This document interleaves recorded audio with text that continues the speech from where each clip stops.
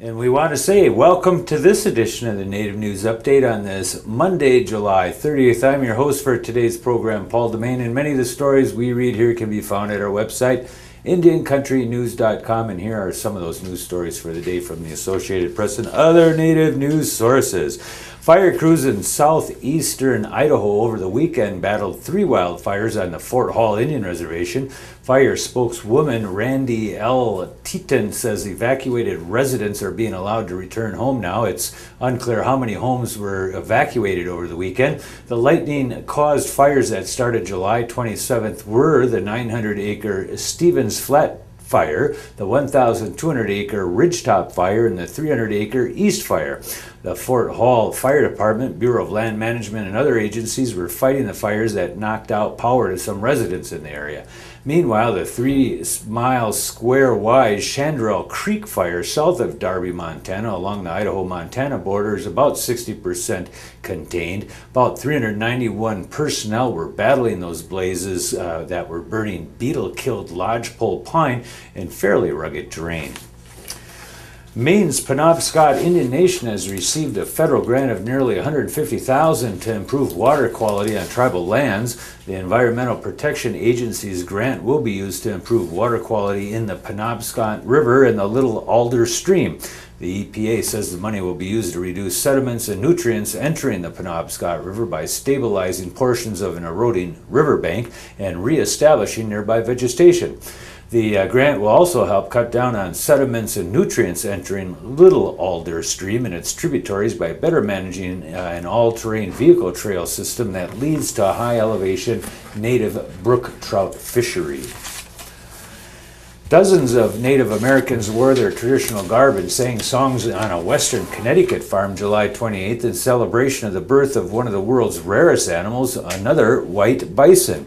The Americo calf was officially named Yellow Medicine Dancing Boy at the elaborate ceremony at the Mohawk Bison Farm in Goshen in the state's northwestern hills. It was born June 16th at the farm of fourth-generation farmer Peter Fay.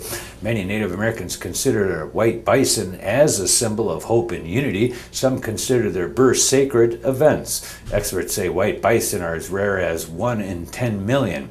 Yellow Medicine Dancing Boy is not an albino, and Fay said DNA testing confirmed the animal's bloodlines are pure and there is no intermingling with other cattle.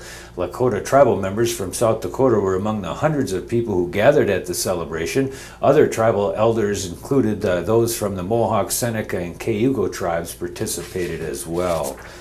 A psychologist who wrote a letter expressing grave concern about children on the Spirit Lake Reservation has been reprimanded and reassigned. Michael Tillis, who served as behavioral health director at the Indian Health Service Clinic in Fort Totten, wrote a letter in April that criticized the Spirit Lake tribe for what he said were serious failures in protecting children from abuse or neglect. An aide for Senator John Hoeven, a Republican from North Dakota, said Tillis informed his office that he had received a letter of reprimand from the Indian Health Service for the letter, according to a story published Saturday by the Forum Communications. Tillis also said the senator's office that he was, Tillis also told the senator's office that he was reassigned to the agency's regional headquarters in Aberdeen, South Dakota. Ryan Bernstein, Hoeven's deputy chief of staff, said superiors criticized Tillis for going outside proper channels by criticizing the tribe in a letter sent to numerous state and federal officials. Groups wanting to stop the spread of casinos in Michigan say they'll file a lawsuit to try to halt a fall referendum that would allow more gambling halls. The lawsuit by a group called Protect Michigan Vote says the ballot question is illegal because it would change the Michigan Constitution and state law. The group plans to ask the Michigan Appeals Court to block the Secretary of State from approving petitions submitted by another group called Citizens for More Michigan Jobs. Opponents of casino expansion are tribes and others who own casinos in Detroit and elsewhere in Michigan. Backers of the casino referendum include ex-House Speaker Rick Johnson and ex-legislator and state budget director Mitch Irwin. Spokesman Emily Pilsrock says the critics just don't want competition. Prosecutors overseeing a Navajo Nation fraud case from last year say they expect to file criminal charges against 10 to 15 of the defendants soon. A civil complaint accuses 85 former and current tribal officers or officials of defrauding the tribal government in the use and management of nearly $36 million in discretionary funds. Prosecutors from the Rothstein law firm have requested the civil charges against 4 of the defendants be dropped.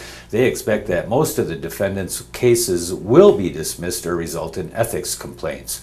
Prosecutors say they'll file some criminal cases within 3 months. The prosecutors detailed the plan last week in a motion for a 3-month extension of the case in tribal court.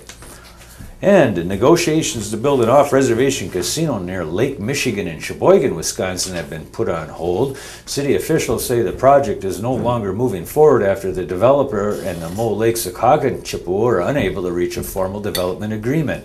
Claremont New Frontier Resort, the owner of the Blue Harbor Resort, announced earlier this year that they were exploring the casino development. The Sheboygan Press said the Tribe Resort and City entered into a contract agreement in March of this year that gave them a 3-month window to reach a deal. Mayor Terry Van Akeren says the project was a long shot to begin with, given the necessary approval from local, state, and tribal officials. And that's going to be another roundup of news from Indian Country on this edition of the Native News Update. We want to thank you by saying miigwech for joining with us, and come back again soon.